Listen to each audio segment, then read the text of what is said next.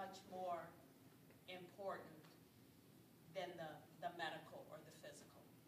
So I just like to leave that thought with you, that when you're walking into a patient's room, just remember that we have hurts and outside of the physical pain, that emotional pain and that struggle that we're going through to kind of come to grips with what has happened. So life for me has been that balance of acceptance with some of the things that I can do or can't do, but holding out the hope that maybe one day I can kick my sister to the side, be able to dance without the cane, and do some things that I can no longer do. Thank you. Cool.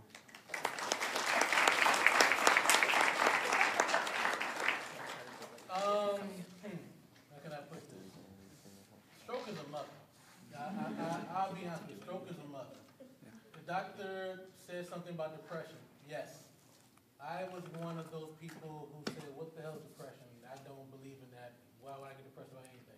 Well, I had my stroke in 2009 after my last brain surgery, my 16th brain surgery.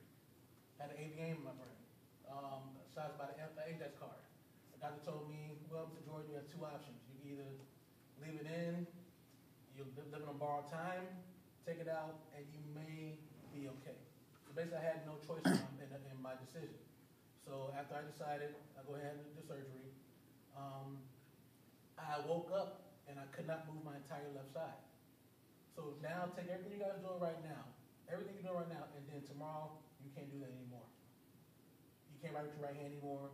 You can't use your foot anymore. All that gone, with no explanation whatsoever, other than we'll start rehab tomorrow. I mean, that right there is beyond disappointing, beyond damning. But that's not the point of what I'm trying to tell you right now. Point is, though, I woke up, I could not move my entire left side. Doctor came in and told me, Mr. Jordan, you had a stroke during surgery. I said, okay, because that's all I could do. I couldn't get mad, I couldn't scream, because at that point in my life, I was like, either I can use this thing to make me get better, or I can be bitter about it. So I chose better. I remember in my room the one day, I'll never forget it, and the staff at UIC is wonderful. I love all y'all. But I was in my room, I had to go to the bathroom. They wouldn't come get me. They wouldn't move me. They was like, Mr. Jordan, we can't get you. Because I was about 297. I was much bigger. I get that. Fine, cool. But you still, they didn't move me. That moment right there was my quote-unquote defining moment. Say, okay, you know what? I'm not going to let this stroke beat me. And from that moment on, I saved my room and I worked on everything. Moved my hand, moved my foot. I did things in that room that, as doctors, you're going to tell us we shouldn't do. I'm, quote-unquote, the patient you do not want to have. I'll be honest. You don't want to have me as a patient, I promise you. I'm throwing things at you. We're going to have conversations you're not going to have. I'm being very honest right now. But the point is, though, but I'm also a patient you want to have, because everything that I was told I couldn't do, I'm doing now. I was starting to walk again. I can run on a treadmill 9.0 for about a good 3 minutes without even thinking about it. I was told I would never have a normal life. They got that part right. I give them that. They got that part right. I'm a married man with 3 children. My wife works. I understand I don't work. I'm disabled. But what do I do with my time? I get back to the hospital. I run a stroke support group with this my UIC mother right here, trying to help back, trying to help support others. I run about 50 pages on Facebook for people who need support, for stroke support people, because I didn't have that support in my life when I was in there. And the thing I use, that I tell people all the time is there's one thing to want help. I'm not saying that. There's one thing to not want help. There's nothing to want help. Sticking your hand out and no one grabbing it. That's how I felt. I was sticking my hand out and no one would grab it and say, Harry, we'll help you. We can help you with this. So I do the things I do now because I don't want to be, I know what it feels to not have somebody. So that's why I do what I do, to give that person to have somebody. Many of you probably have seen me in the hospital. You walk past me every single day, you go to lunchroom. That's a picture of me At a photo shoot I here at UIC Hospital because I was in the Men's Muscle Fitness magazine, a bodybuilding magazine, a stroke survivor, stroke champion. That doesn't make sense. Think about that. Stroke, bodybuilding, it doesn't correlate. You're going to have patients like that don't make sense, do not fit in the clinical sense of the word. I get that. Take that out of the picture. Get to know that person. Get to know that individual. You're going to have many patients. I get that. Understand that. What she said is perfectly true. Every day they came in my room, Mr. Jordan, how you feeling today? Can you do this? Can you do that? I was so bad, before you guys came in the room, I would do this. and get out. Seriously, that's how I was because it was so, it was damning, but for me also, it was ability to take back myself. Because having a stroke, you lose who you are. You lose yourself. I mean, there's no other way around it. You go from being a very independent person, very person, do everything for anybody, to now I have to wait for somebody to bring me a freaking pop. I have to wait for somebody to help me with my shirt on. My occupational therapist was wonderful.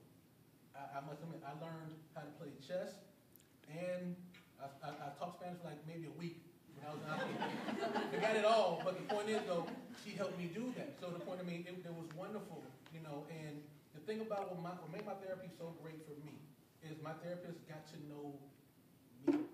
She knew I played basketball. She knew I was very motivated by you telling me no. So she was like, well, Harry, you know, I don't think you can make that shot today. Who are you talking to? So, you know, I sit up, I'm like, okay, and that just got me going. I remember and everything I did was from motivation, from trying to prove, not so much the doctor's wrong, to prove myself right. And I had fun doing it. In retrospect, it was a mother. I'm not gonna lie. It was something that I don't wish on anybody at all. But the journey itself, I say this all the time, having a stroke didn't make my life hard. It changed my life forever. It made my life better. Honestly, my life was saved after having a stroke. And I know that may sound makes no sense whatsoever, but it's true. I've had brain surgery. I've had heart surgery. I've had cancer tissue surgery removed. I have to have surgery next month for some more stuff. Am I mad about it? No. It's part of the journey that I've been put on this earth to do. And I feel that I was built this way because people are going to listen to me. When you see me, none of you, I promise you, not one person is like, oh, he looks like he has a stroke. I don't get that because when you see me, you don't see stroke. And that's what I want to see. I don't want you to see stroke. I want you to see everything else that I am but my stroke. And that's what I strive to do. You know, so I thank you guys for even wanting to get into this field. I pray for you that you're in this field. Call me because you're going to need help. Seriously, you're going to need it.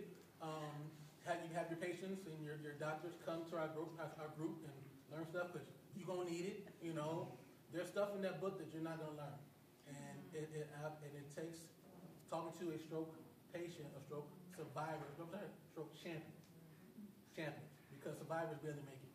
Champions win, and every single day we wake up, we win it. You know, I ask you all the time, what got you through the stuff you're going through right now? Was it your faith or was it your will? 9 times out of 10, people say, oh, it's my faith, it's my faith. I tell them, no, it wasn't. It was your will. Your will got you every single day. Your will picked your foot up. Your will said, I can still do this. As long as you keep that person's will going around, keeping alive with that hope and that faith, you can do amazing things. Amazing things. So, I mean, like I said again, I pray for you. I really do. I wish you all luck in the world. I'm going to find every person's name in here because I'm going to make sure I'm going to follow you on Facebook or Twitter or whatever because I'm going to find out. But if you're going to need help with Harry, I'm like, I told you so. But, you know, thank you, for listening to us right now. And like I said, I hope you have any questions or whatever. Marshall and I can answer anything, and thank you for having us come here.